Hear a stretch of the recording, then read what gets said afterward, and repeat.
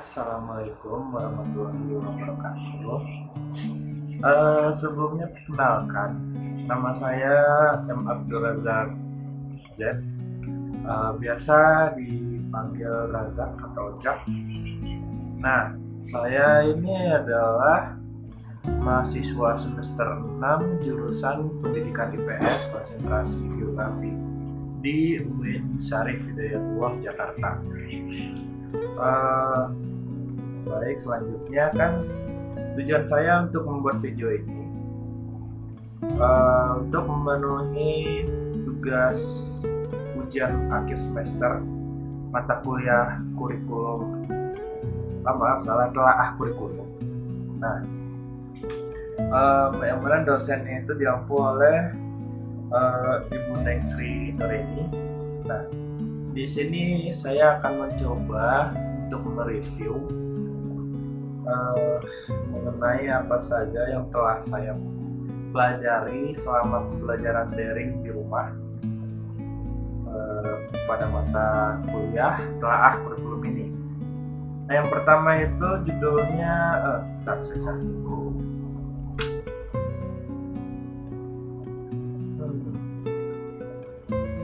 Nah, pertama itu tugas yang ada di Google Classroom yang dikirim dosen saya itu Bu Neng Sri Noreni pada tanggal 13 April. Nah, mengenai tentang kualifikasi akademik dan kompetensi guru. Nah, di sini saya kan sudah menonton videonya. Jadi di sini saya mencoba untuk mereview semuanya aja ya, ada berapa komentar. Pertama itu yang mengkomentari banyak itu. Pertama Dendi Sulistia yang umurnya 16 mengenai tentang telaah kurikulum yang mengatakan bahwa kualifikasi seorang guru sekolah formal itu harus minimal pendidikan terakhir S1 dan harus linear dengan mata pelajaran yang diampu di sekolah tersebut. Dan apabila tidak linear, maka diwajibkan untuk mengikuti AKA 4. Kemudian ini yang selanjutnya ada saya sendiri. Standar akademik itu standar akademik seorang guru itu diklasifikasikan bahwa seorang guru itu dikualifikasikan melalui pendidikan formal maupun informal. Dalam satu pendidikan formal, cara keseluruhan kualifikasi guru itu minimal D4 atau S1 ya. Sedangkan informalnya itu akademik seorang guru itu melalui uji kelayakan kesetaraan, yang mana ini berfungsi bagi guru yang bukan dari jurusan keguruan.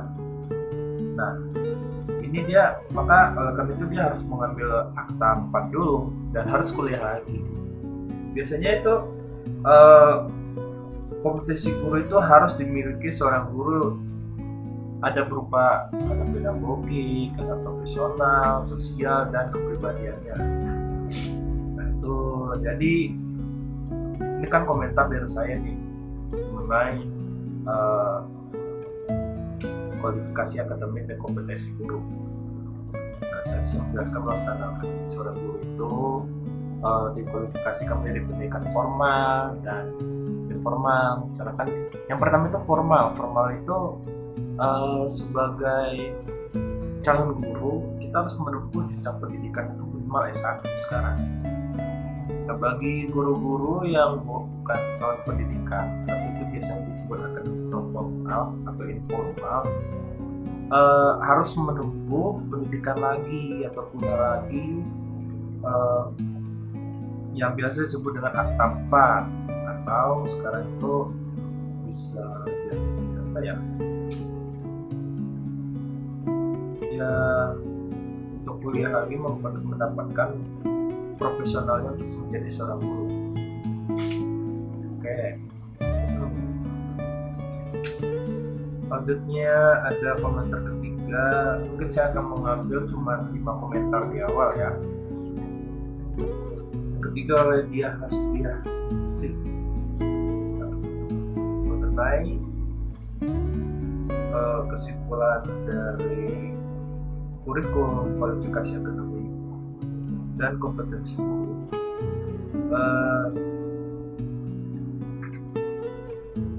Jadi dia lebih memahami tentang standar kompetensi profesional guru itu ada 4 standar kompetensi guru yang sering disebutkan tuh bagi dia. Pertama itu harus memiliki kompetensi pedagogi, kedua kompetensi profesional, ketiga kompetensi sosial, keempat kepribadian. Nah, ini merupakan dasar yang harus dimiliki oleh seorang guru ya. Jadi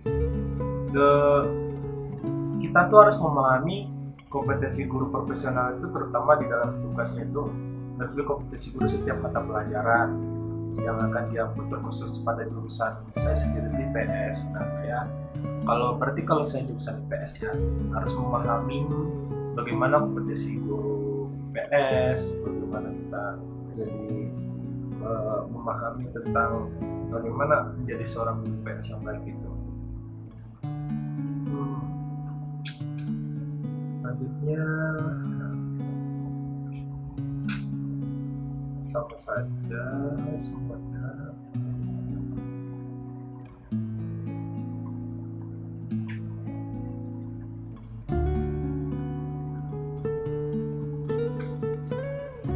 Nah, dari sisi Mahari mengenai kualifikasi akademik kompetensi guru yang tercantum pada Permendikbud nomor 16 tahun 2007 ini, dia menyimpulkan bahwa kualifikasi akademik guru itu terdiri dari 2, yaitu itu melalui pendidikan formal maupun informal. Nah, dia lebih menjelaskan pada sini formal itu dimulai dari PAUD, TK, SD, SMP, SMA hingga perguruan tinggi. Nah, di sini dia menjelaskan bahwa jika ingin menjadi guru itu minimalnya dapat dari 1. Nah, bagus sekali nih kesimpulan dari saudara Sisia. Tapi di sini harus prodi yang terakreditasi gitu. Jadi kalau yang kemudian ada informalnya di sini dia menjelaskan harus mengikuti uji kelayakan dan kesetaraan atau akta. Lebih paham ini kalau sepertinya daripada komentar saya sendiri ya. Di sini bahwa kompetensi harus dimiliki oleh guru yang formal itu seperti kuliah lagi atau disebut akta 4 itu sama aja sih.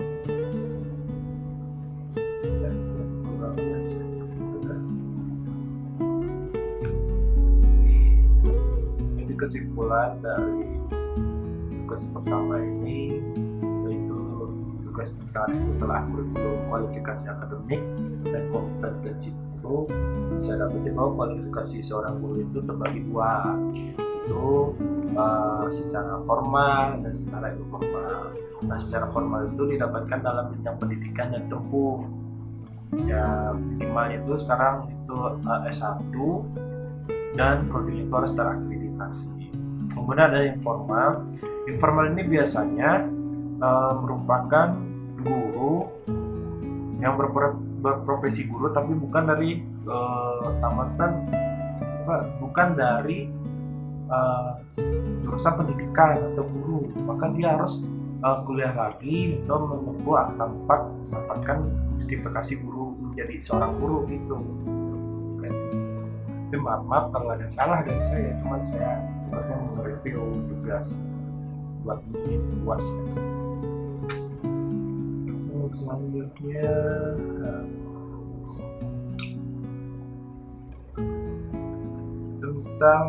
Selanjutnya tentang review yang dikirim dosen pada 16 April mengenai KTSP dan kurikulum 2013. Oke. Banyak juga sama atas dulu. Pertama itu dari Amel Sarita Safira. Nah, kesimpulan dari dia itu KTSP itu muncul pada awal 2006. Nah, menggantikan KBK 2004, ya benar juga. Kemudian KTSP itu merupakan penyempurnaan kurikulum 2004, ya benar jelas. Kalau nggak menyempurnakan ngapain keluarin lagi KTSP kan? Di sini dia menjelaskan bahwa prinsip pengembangan KTSP itu ada 7. Oke.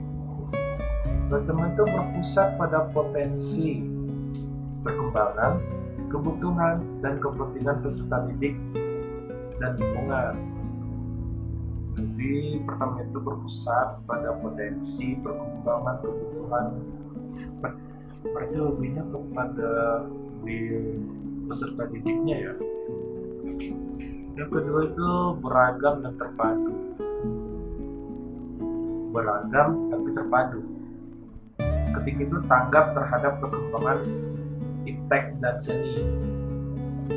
Iptek dan seni ya, lebih kepada bakat dan kemampuan dari siswa berarti. 4 itu relevan dengan kebutuhan kehidupan. Oh iyalah, harus tentu. Karena kalau nggak relevan dengan kebutuhan kehidupan, belum mungkin akan masuk dalam prinsip pengembangan KTSP. Prinsip pengembangan itu belajar sepanjang hayat.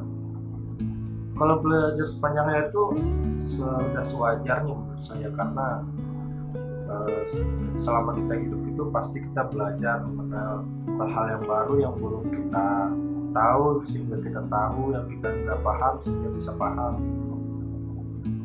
Kemudian seimbang antara kepentingan nasional dan daerah. Namanya KTSP, kurikulum ini ya untuk kepentingan kita dan kepentingan negara kita serta daerah kita.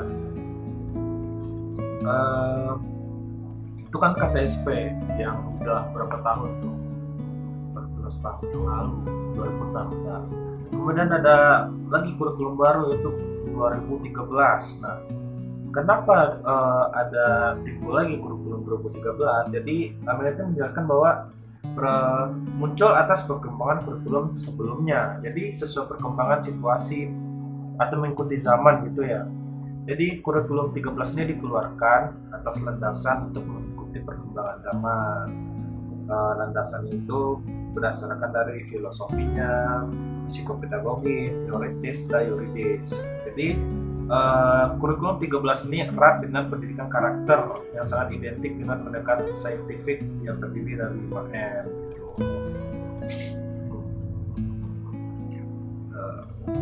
Jadi yang 5M itu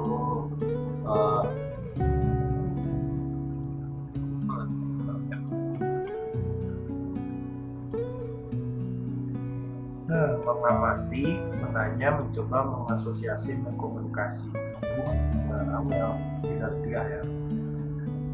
Udah langsung aja ke dia. Berarti ini yang kedua dia harus dia sih, masih dia lagi dia cepat berarti ya.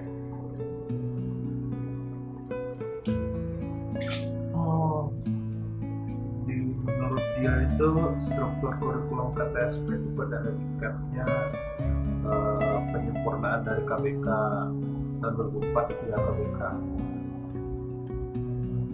Landasannya peningkatan iman dan takwa, akhlak dan mulia, toleransi dan kerukunan umat beragama, persatuan nasional dan nilai-nilai kebangsaan, peningkatan potensi kecerdasan, bakat dan minat sesuai dengan tingkat perkembangan kemampuan siswa, kesetaraan warga negara, kebutuhan kompetensi masa depan itu pada masanya ya, tuntunan dunia kerja, perkembangan ilmu pengetahuan, teknologi dan seni. Kemudian ada keragaman potensi dan karakteristik daerah serta lingkungan. Detail juga ternyata dia buat menentukan dari tugas review KTSP dan kurikulum 2012 ini ya. Cukup prinsip.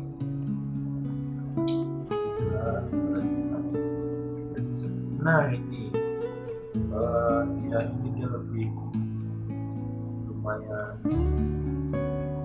detail ya buat hasil dari ini adalah struktur kurikulum 2013. Nah yang tadi cuma sedikit kan. Berhakikatnya kurikulum itu harus berubah mengikuti perkembangan dan perubahan zaman ke depannya untuk yang lebih baik. Dan alangkah lebih baik perubahan itu tidak terlalu lama dan tidak terlalu cepat. 2006, 2013, 7, 14, 10, 11, 12 tahun. Tidak terlalu cepat sih, setahun lah. Landasan kan yang pertama itu filosofis. Filosofis itu adalah tujuan pendidikan nasional yang ingin mencerdaskan kehidupan bangsa. Sosiologis itu keadaan sosial, memang sosial berubah dari tahun ke tahun untuk perkembangan zaman. Kemudian ada psikopedagogis, itu kondisi psikologis dari peserta didik yang berbeda, pasti karena dari perkembangan tahun pertama itu setiap psikologis itu akan berbeda tiap orangnya, jadi wajar saja kurikulum 2013 ini hadir gitu kan, karena perkembangan itu udah berbeda dari 2006. Adapun kemudian ada teoritis, nah jadi maksudnya harus berdasarkan standar dalam pendidikan yang berbasis kompetensi. Dan yuridis itu berdasarkan Undang Nomor 20 Tahun 2003 dan Peraturan Pemerintah Nomor 19 tentang Standar Nasional Pendidikan.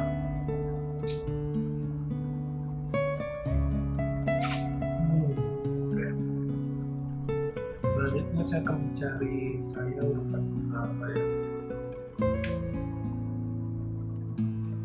Nah, ini menurut kesimpulan yang saya dapat ya. Saya sini menuliskan bahwa KTSP itu muncul pada awal tahun 2006, menggantikan KBK 2004. Sama di atas, tapi lebih simpel. Jadi KTSP itu adalah penyimpanan kurikulum 2004, benar. Dan juga mengikuti perkembangan zaman pada zamannya, pada masanya. Sekarang udah baru lagi. KTSP berlandasan pada Undang-Undang Nomor 20 Tahun 2003 tentang Sistem Pendidikan Nasional dan Peraturan Pemerintah Nomor 11 Tahun 2005 tentang Standar Pendidikan Nasional. Bagus saya kata, cara simpel banget, tapi isinya nggak detail. Jadi prinsip KTSP itu saya menuliskan di sini bahwa berpusat pada potensi perkembangan, pertumbuhan, peserta didik dan lingkungan, kemudian beragam tapi terpadu, kemudian tanggap terhadap perkembangan ilmu teknologi dan seni. Jadi kemampuan dan siswa dalam ilmu dan teknologi dan seni itu harus kita kembangkan atau kita tanggapi gitu untuk memberikan dorongan bakat dari seorang siswa relevan dengan kehidupan menyeluruh dan berkesinambungan karena belajar sepanjang hayat, tujuh seimbang dengan kepentingan nasional dan daerah. Kemudian saya menjelaskan sini bahwa kurikulum 13 itu berubah dari KTSP karena wajar saja dengan rentang lumayan jauh ya 7 tahun itu lumayan. Perkembangan zaman ini itu pasti pesat sih. Jadi perubahan-perubahan sosial itu sudah berbeda. Oleh karena itu sudah sepatutnya berubah menjadi kurikulum baru itu 2017. Jadi landasan di sini udah dijelaskan tadi pada yang di atasnya, filosofi, sosiologis, psikopedagogis, teoritis dan yuridis. Jadi dalam prinsip kurikulum 2013 ini lebih sangat erat dengan scientific approach, itu pendekatan ilmiah secara ilmiah gitu ya.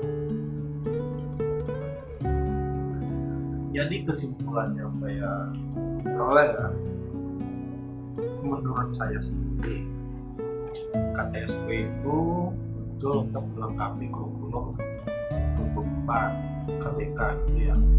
Rentangnya cuma 2 tahun. Mungkin pada dalam rentang bentuk perubahan dan terjadi sangat pesat, jadi kurikulum itu juga cepat berubah. Tapi lebih kepada aspek apa ya, seperti belajar sepanjang hayat itu menurut saya sepatutnya mau direvisi, makanya bisa dibuat kurikulum 2017.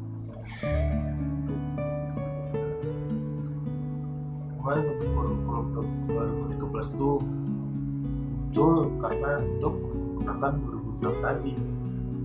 Saya masuk akal untuk mengikuti bahwa perkembangan ilmu teknologi sekarang itu jauh berbeda.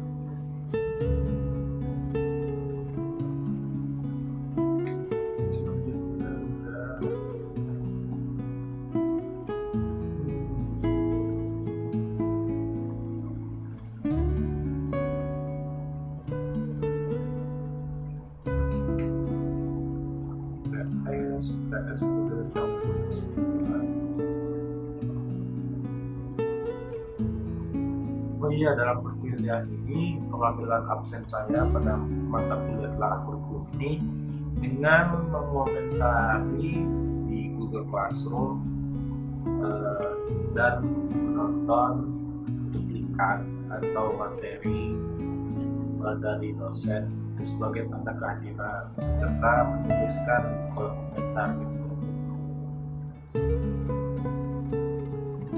Nah, selanjutnya ada tugas pada tanggal 13 Mei yang diposting oleh dosen kita mengenai peraturan pemerintah nomor 19 tahun 2005 tentang standar pendidikan nasional. Baik, komentarnya saya lihat.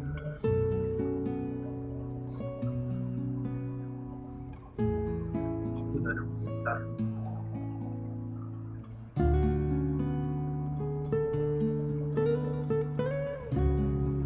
Ini saya buka saja.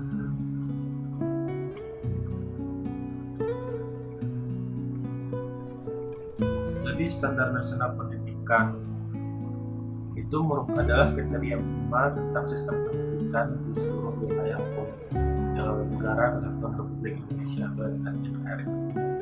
Adapun standar nasional pendidikan itu terdiri dari standar kompetisi lulusan, standar isi, standar proses, standar pendidikan dan tenaga pendidikan, kemudian ada standar sarana dan prasarana, standar pengelolaan, standar pembiayaan pendidikan, serta standar penilaian pendidikan.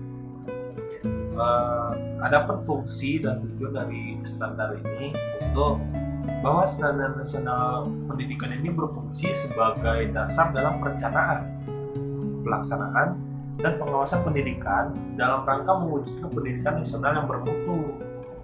Jadi standar nasional, kemudian kedua, standar nasional pendidikan ini bertujuan untuk menjamin mutu pendidikan nasional dalam rangka mencerdaskan kehidupan bangsa dan membentuk watak serta peradaban bangsa yang bermartabat.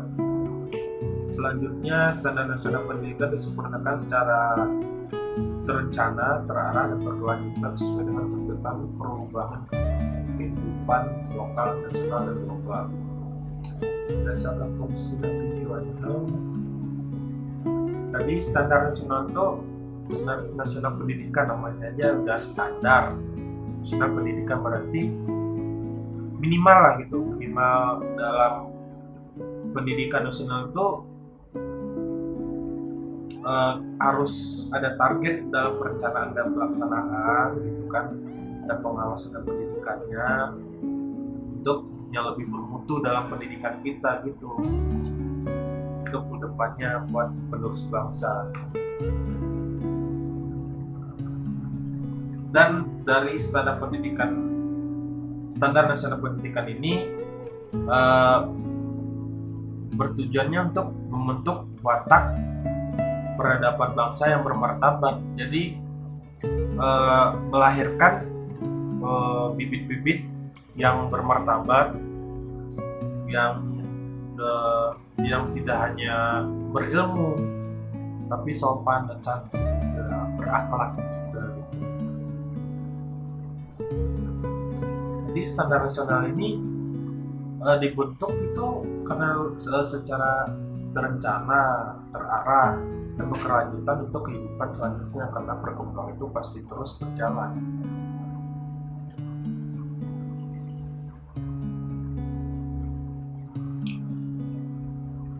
Sini ada banyak yang standar pendidikan, tiap-tiap bidang pendidikannya. Untuk itu ini adalah daftar standar nasional pendidikan telah menjadi Permendiknas. Pertama itu nomor 22 tahun 2006. Ini standar isi untuk satuan pendidikan dasar dan menengah. Kemudian tahun 2004, nomor 24 tahun 2006. Salah. Di sini pelaksanaan peraturan Menteri Pendidikan Nasional nomor 22 tahun 2006 tentang standar isi untuk satuan pendidikan dasar dan menengah dari peraturan Menteri Pendidikan Nasional nomor 23 tahun 2006 tentang standar kompetensi lulusan di SKL untuk satuan pendidikan dasar menengah. Di sini pelaksanaan dari peraturan di atas untuk menerapkan standar kompetensi lulusan. Jadi ada batasan-batasan untuk satuan pendidikan dasar dan menengah, standar kelulusan atau standar kompetensi kelulusan atau lulusan. Selanjutnya ini nomor 23 sih, 26 standar kompetensi kelulusan untuk satuan pendidikan dasar dan menengah juga.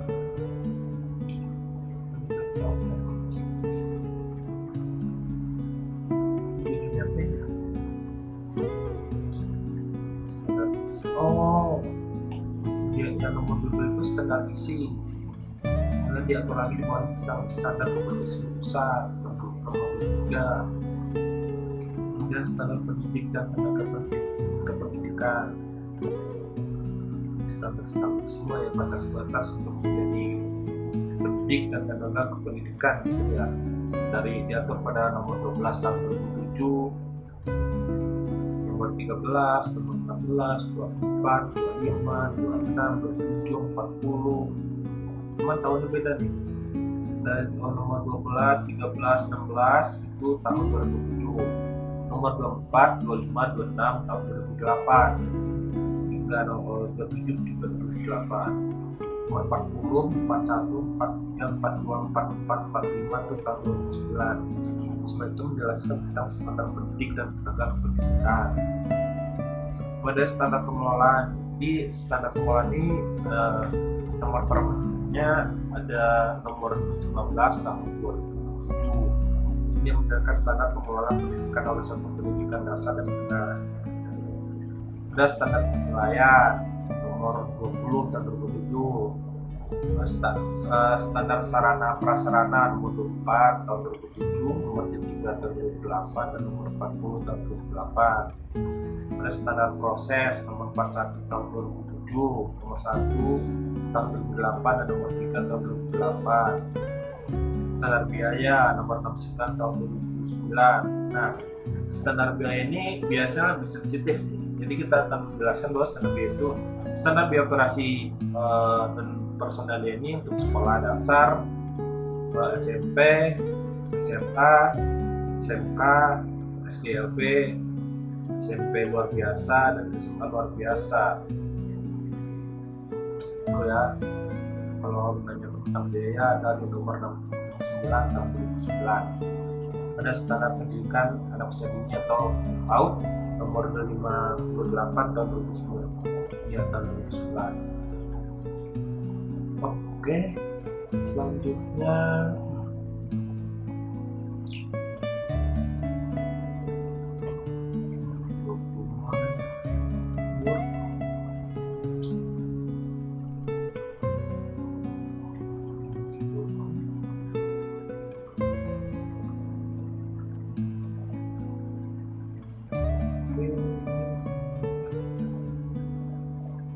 selanjutnya itu ada materi yang diposting oleh dosen di Google Classroom pada tanggal 16 Juni mengenai perbedaan dan persamaan KTSP dengan kurikulum 2013. Jadi sebuah perbedaan antara KTSP dengan kurikulum 2013, persamaan antara KTSP dan 2013 gitu. Oke, saya menceritakan komentarnya.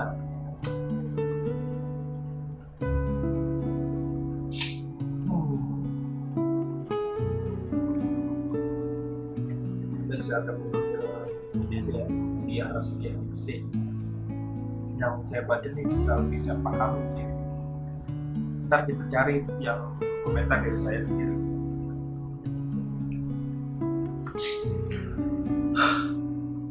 Jadi di sini ada 4 persamaan antara kurikulum 2013 dengan KTSP 2006. Yang pertama itu sama-sama menampilkan teks butir 2 dasar. Kalau di KTSP disebut dengan standar kompetensi. Nah, kalau di K13 disebut dengan kompetensi inti. Jadi itu persamaannya standar kompetensi dan kompetensi inti gitu. Berikutnya yang kedua itu persamaan itu struktur kurikulumnya sama, jadi sama-sama dibuat oleh Kemendikbud, ya pastilah kalau nggak Kemendikbud siapa lagi. Kemudian ada yang ketiga persamaan itu beberapa mata pelajaran masih sama seperti KTSP ya.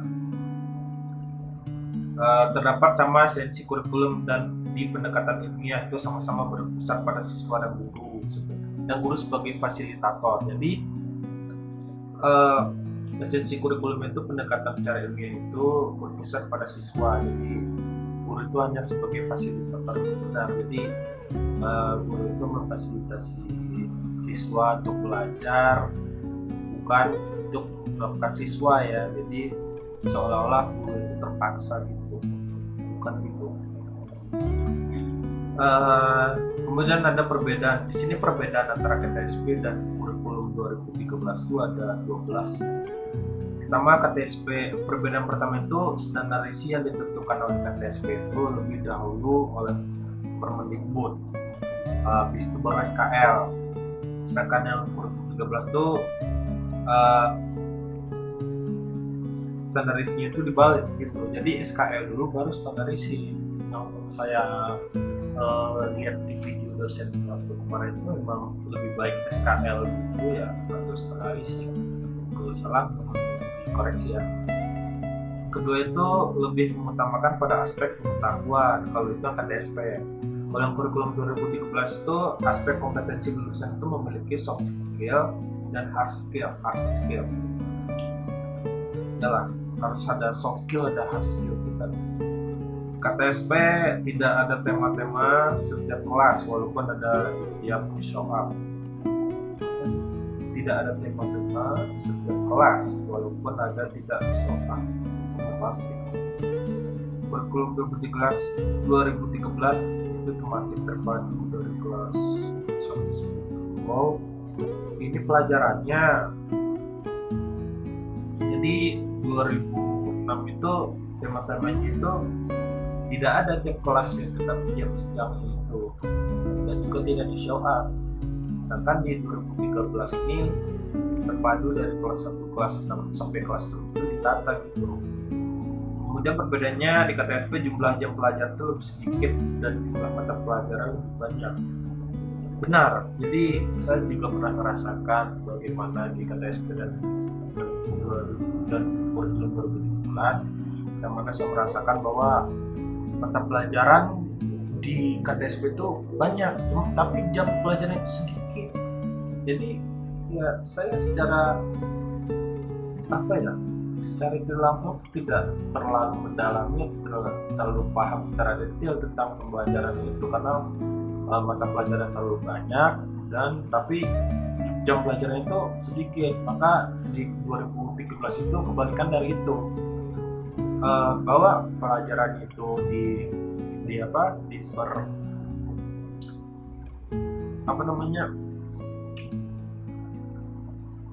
pelajarannya itu hanya tinggal yang intinya saja, tapi jamnya itu diperbanyak. Nah di sini lebih membuat siswa itu lebih paham terhadap suatu pembelajaran gitu.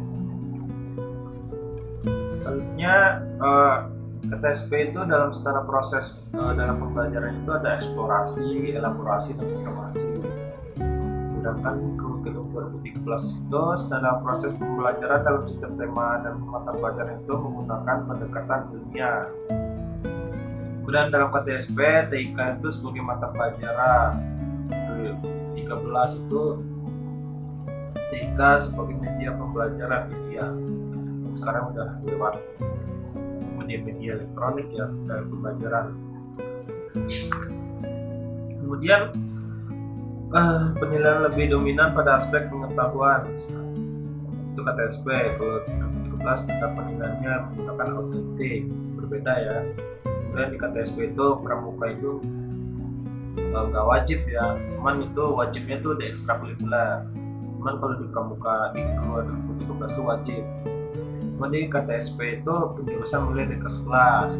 2013 itu penjurusan dari kelas 10. Yang selanjutnya KTSP itu BK. Dalam KTSP BK lebih sering menyelesaikan permasalahan pada siswa, sedangkan 2013 BK itu lebih menekankan pengembangan dari potensi siswa. Ini berfungsi untuk kelanjutan setelah jenjang pendidikan yang tertentu untuk selanjutnya oleh siswa. Nomor 11 ini sama dengan 44, khususnya KTSP mata pelajaran pendidikan Pancasila ditiadakan diganti dengan PKN. Namun kalau 2013 dibalik lagi, PKN itu diganti dengan PPKN. Saya cari komentar dari saya mengenai perbedaan. Saya di sini lebih mempersedikit mengenai perbedaan dan persamaan kurikulum 13 dengan TSP. Persamaan itu sama-sama menampilkan teks dalam bentuk data struktur kurikulum, sama-sama dibuat oleh Kemendikbud, mata pelajaran masih yang sama, dan terdapat kesamaan esensi kurikulum gitu. Kemudian perbedaan itu terletak pada penyusunan SKL. Kemudian aspek yang ditekankan berbeda, perbedaan tingkat yang menggunakan tematik, jumlah jam dan mata pelajaran berbeda, standar proses pembelajaran berbeda, perbedaan penggunaan TIK dalam pembelajaran, aspek penilaian juga berbeda, perbedaan pada intensitas ekstrakurikuler pramuka, perbedaan awal mulai penjurusan dan peminatan, perbedaan fungsi dan kegunaan dari BK, kapasitas yang belajar dan mata pelajaran juga berbeda, perbedaan mata pelajaran Pancasila dengan keluarga negaraan. Itu mengenai perbedaan dan persamaan dari KTSP dan kurikulum 2013. Selanjutnya apa lagi ya?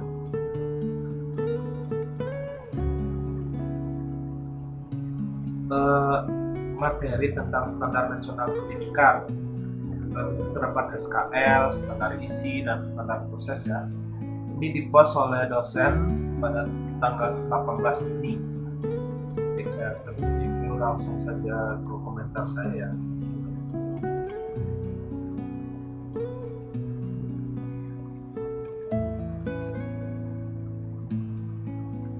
Oke, di sini komentar saya atau kesimpulan saya terhadap standar nasional pendidikan. Jadi di sini terdapat standar kompetisi. Di dalam standar nasional pendidikan itu terdapat kompetisi lulusan, standar isi, standar proses, standar pendidikan dan tenaga pendidikan, standar sarana dan prasarana, standar pengelolaan, standar pembiayaan pendidikan, standar penilaian, dan standar nasional pendidikan. Dan ini sudah terjadi 3 kali perubahan SKL untuk menyempurnakan perubahan-perubahan yang sebelumnya gitu. Itu yang materi yang dipost oleh dosen. Itu kesimpulan saya dapat tentang standar pendidikan nasional. Standar nasional pendidikan kebalik. Jadi tiap perubahan itu fokus pada masing-masing perubahannya. Yang pertama itu fokus pada aspek kognitif. Jadi perubahan pertama itu lebih fokusnya pada aspek kognitif. Yang kedua itu lebih kalau fokusnya kepada aspek sikap, pengetahuan dan keterampilan. Dan perubahan yang ketiga itu fokus kepada penyempurnaan yang lebih rinci mengenai metakognitif, faktual, konseptual, dan proseduralnya. Baik, selanjutnya sudah mulai sampai juga sih bicara. Selanjutnya mengenai kurikulum merdeka. Nah, ini yang lagi hot-hotnya ya. Ini di post tanggal 19 oleh dosen. Jadi pertama itu saya bacakan yang pertama ya dari Dedi. Jadi Merdeka Belajar itu muncul pada saat Menteri Pendidikan dan Kebudayaan Pak Nadiem gitu. Dalam sambutannya pada Hari Buruh menjelaskan bahwa segala sesuatu bisa memungkinkan berubah dikarenakan dinamis gitu ya. Dinamis itu kan berubah gitu kan. Nadiem itu berbicara, Pak Nadiem maksudnya. Berbicara dan berjanji akan memerdekakan belajar. Itu dalam sambutannya. Namun direspon oleh guru dan akademis. Jadi mereka menanyakan bahwa apa yang dimaksud dengan pernyataan itu. Jadi guru itu merupakan pahlawan tanpa tanda jasa ya. Dalam kurikulum Merdeka Belajar ini ada 4 kebijakan yang ada di dalam Merdeka Belajar, pertama UAS-BN, UN, RPP, sistem zonasi, dan UAS-BN diatur dalam Permendikbud nomor 43 tahun 2019 tentang penyelenggaraan ujian, bahwa guru merdeka dalam menilai hasil ujian siswanya, dan terakhir pada tahun 2020 dalam penyelenggaraan UN, dan pada 2001 diganti istilah dengan Assessment Competition Minimum. Pada penilaian ini mencakup 2 literasi dan numerasi. Pada RPP terdapat perbedaan terkait penyusunan. Dari 13 komponen RPP dan untuk saat ini menyederhanakan 3 poin saja: tujuan pembelajaran, langkah, dan penilaian. Kemudian sistem zonasi terdapat perubahan kuota penerimaan di masing-masing jalur. Diperlukan panduan yang bisa digunakan guru dalam teknis pembelajaran sekolah saat ini. Lebih sering diberikan pelatihan terkait pembuatan RPP untuk menentukan ini. Jadi di sini biasanya lebih dikenal ya dengan RPP 1 lembar gitu ya, dari kebijakan Merdeka Belajar ini. Jadi semua guru sini dituntut lebih kreatif lagi dalam pengembangan pembuatan RPP gitu. Mencari komentar dari saya. Jadi saya di sini menjelaskan ya, kurikulum Merdeka Belajar itu mulanya muncul pada Pak Nadiem pidato di hadapan guru-guru pada Hari Guru Nasional. Jadi Pak Nadiem itu mengatakan akan berjuang untuk kemerdekaan belajar Indonesia. Dia tujuannya untuk mengapresiasi guru-guru sebagai pahlawan tanpa tanda jasa ya. Oleh karena itu, maka muncullah 4 kebijakan mengenai Merdeka Belajar. Pertama itu UAS-BN melalui Permendikbud Guru dan Sekolah bebas menilai siswa gitu, dan maksudnya di sini UAS-BN 2020 melalui Permendikbud. Guru dan sekolah itu bebas menilai siswanya, jadi inklusinya itu ada di tangan sekolah dan guru gitu. Kemudian UN dilaksanakan untuk terakhir kalinya 2020, jadi 2020 ini UN terakhir gitu. Selanjutnya akan diganti dengan asesmen kompetensi minimum seperti survei karakter gitu, mengacu dengan standar internasional. Jadi kita akan go internasional pada untuk tahun 2021. Kemudian ketiga itu penyusunan RPP itu akan lebih efektif atau dikenal dengan sebutan RPP 1 lembar. Keempat, sistem zonasi masih berlaku, namun porsinya akan ditambah, juga akan berada di jalur khusus atau afirmasi gitu ya. Ini kayaknya dari terakhir yang Merdeka Belajar. Ya mungkin hanya saya review hanya sampai Merdeka Belajar. Jadi dalam 1 semester ini banyak pembelajaran yang dapat saya pelajari mengenai tentang telah kurikulum. Jadi di sini dosen menjelaskan mengenai dari awal. Pertama itu ada